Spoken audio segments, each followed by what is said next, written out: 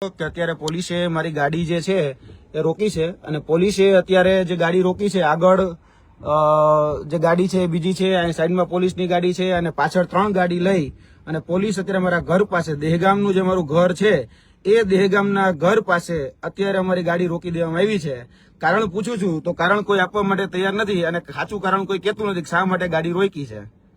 મારા ધર્મપત્ની આવ્યા છે એને અત્યારે હેરાન કરે છે, પાછળ જે છે બરોબર એ બધાને અત્યારે ક્યાંક ને ક્યાંક એવો ઉગમ આવ્યો છે ક્યાંકથી કે ભાઈ આપણે બધાને હેરાન કરીએ।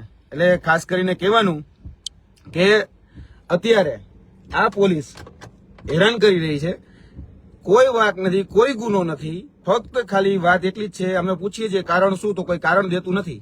એટલે આ ગુજરાત પોલીસ બુટલેગરને જ પકડી શકતી, આ ગુજરાત પોલીસ બહાદુર પોલીસ જેને કહેવાય ને એ માફિયાઓ નથી પકડી શકતી, પેપર લીકેજના કૌભાંડીઓ નથી પકડી શકતી, પણ જેના અવાજ ઉઠાવે છે એને પકડવા માટે આવી જાય છે। એટલે આ જોઈ શકો છો કે આ ગુજરાતની બહાદુર પોલીસ છે, બરાબર। આ ગુજરાતની બહાદુર પોલીસ એ અત્યારે આવી ગઈ છે અને ગાડી આગળ ગુંડા કેમ રોકે, આ માફિયા કહી શકાય ને, ગુંડા રાજ જે ચાલતું હોય એ રીતે રોકી દીધી છે। આગળ એ બ્લોક કરી દીધો, અહીંયા બ્લોક કરી દીધો અને પાછળ તમને બ્લોક કરી અને રાખી દીધી છે।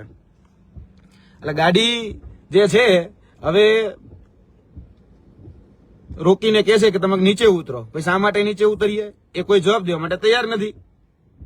એટલે ક્યાંક ને ક્યાંક આ પોલીસ અત્યારે ગુંડાની જેમ કામ કરે છે અને રોકી રહી છે। શા માટે રોકી રહી છે કારણ પૂછીએ તો કારણ નથી દેતી। એટલે ક્યાંક ને ક્યાંક આ તાનાશાહી ભર્યું વર્તન એ જોવા જેવું છે।